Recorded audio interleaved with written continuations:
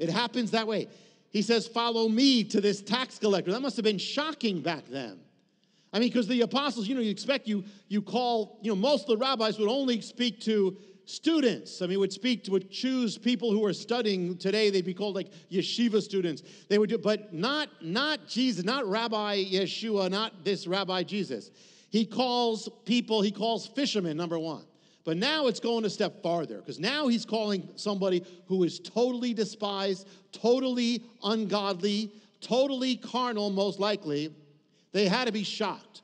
And he says, follow me, I'm choosing you. Not just to be part of the multitude, I'm choosing you to be my actual disciple.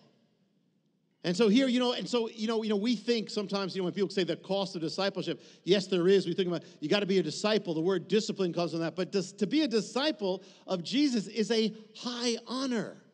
That we could be called the disciples of him. That is gigantic.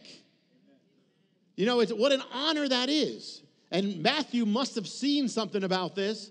That, wait a minute, this is the one who I think I saw miracles. The people are following. And he actually looked at me personally and said, come. Well, Messiah, Jesus looks at you personally and says, come. To follow, he says he rose up. He got up out of his seat, rose up. To follow him is always to go up. Every time you follow him, you're going up. And to follow him is to go somewhere. In other words, if you're following the Lord, it's not just I believe in him. I have to be going somewhere. He's leading me and I'm following. You have to move. You have to have there has to be change in your life or you're not following him. If things are not changing, then you're not following. You're maybe sitting with him. Maybe you're saying he's in my life, but to follow him, you have to be going. Something has to be new. Something has to be changed.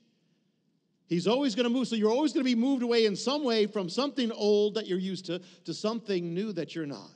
That's the only way. You got to take a step. Sometimes you got to just break out of the rut and say, Lord, I'm taking a step into something I don't normally do because I want to change. I want to follow you.